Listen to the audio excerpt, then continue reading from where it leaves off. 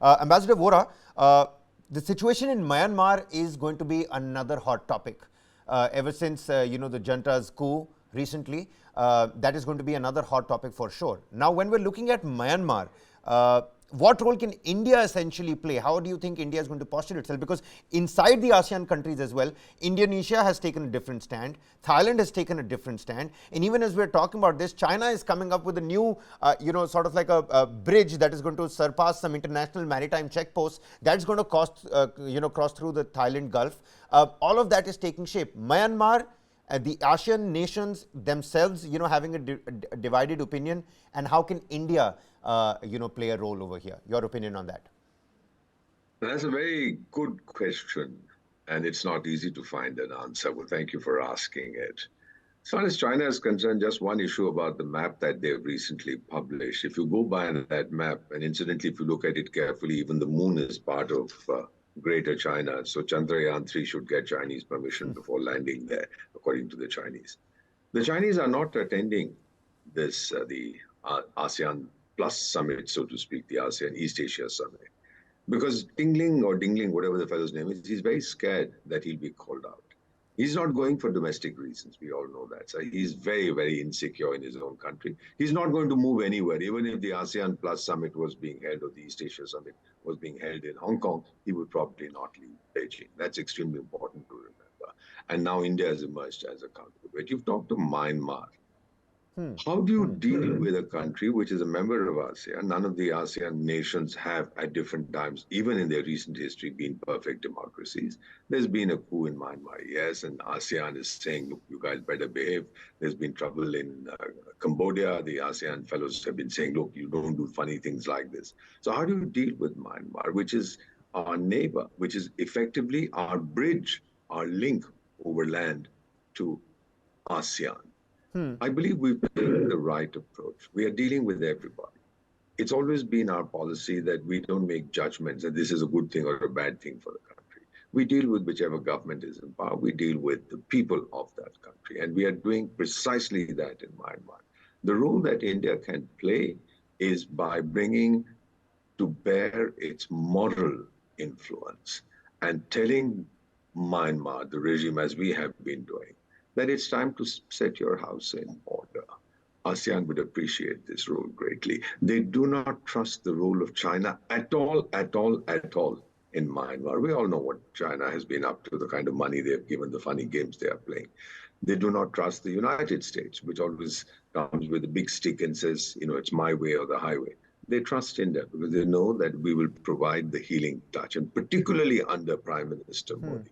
When India's international stature has gone higher than the sun, they know that we will be able to play an effective role in gently nudging the present regime, the military junta in Yangon, to bring back to Myanmar the kind of system that the people of Myanmar deserve and that Asia deserves as far as Myanmar is concerned. So I believe we can play a role, a very positive role. ASEAN is aware of this. Myanmar will be discussed, and India will be asked to play whatever role it can, and a major role that we can, in normalizing the situation there. Having said that, let me also just finally make a very quick comment, sir, that ASEAN, at one time, I think it was Dr. Mahathir, when I was posted in Malaysia, I was the Prime Minister, who had said that ASEAN is the fuselage, it's an aircraft, and China and India are the two wings. Today, they've understood that the Chinese wing is totally unreliable. The American wing is here now, gone tomorrow. And if ASEAN really wants to move ahead with the present economic situation in Japan not being the best, once upon a time, we talked the flying geese pattern. Japan was going ahead, South Korea behind it, and then the other ASEAN nations would follow. But today, the realization is that we, ASEAN, have to look west. And when we look west, what we see is India, our most reliable partner. Well, absolutely. That's a brilliant way of putting it. Before we, let go of Myanmar completely, one last question from Rabinder Sachdev as well. Everywhere in ASEAN, what we hear and, speak about is regional stability. These two words, regional stability. I mean, we're looking at Thailand's separate engagement with the military junta. We're looking at Indonesia's own advocacy and their own dialogue with the junta. There seems to be regional instability. And all that is being promoted is regional stability, from banners to flexis to internet websites. Everybody says ASEAN matters, regional stability on agenda, regional stability on the talks, on the cards. But essentially, what is really happening is a complete picture in contrast. Your viewpoint on that, sir? It seems like you'll have to unmute yourself, sir. Sure, sorry, yeah. Thank you very much. Sorry. Yeah, certainly. You see, ASEAN, the composition of ASEAN includes developed nations from Singapore to a nation like Myanmar. So there's a wide disparity of the kinds of nations and their governance systems within ASEAN.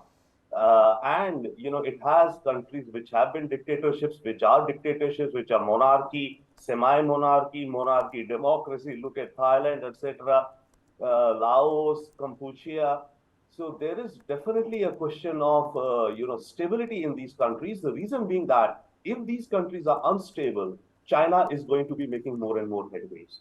Okay, that's from our perspective also, right? Okay, from their own national perspective, they should be stable, each country, as they would say. But the point is that the more unstable any of these countries are, the more China can arm twist, make sweetheart deals on corruption, on the BRI, etc. Now, I'll step back again. I have a model which may be a fun for your viewers to see as to where and what is the world of today, if you can see it, right? The world of today is becoming a matrix. Right, it's a matrix. Everybody is being interconnected and there are equations there. So if there is instability in a region near to us from our perspective, right, which gives openings to, forces which are, let's say, negative towards us, it does affect us also, and it affects our own stability also.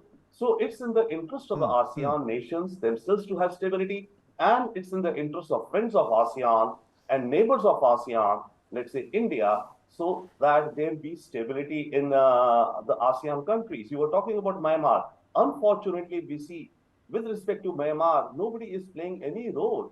UN is doing virtually nothing from what little I know. The only little thing that is being attempted is by the ASEAN countries when they had a 5-point formula they had given to the Myanmar junta, wherein, first was that stop all violence, second was talk to the Aung San team, etc. There are 5 points to that, right? Nobody else is talking or nudging Myanmar towards, a better tomorrow.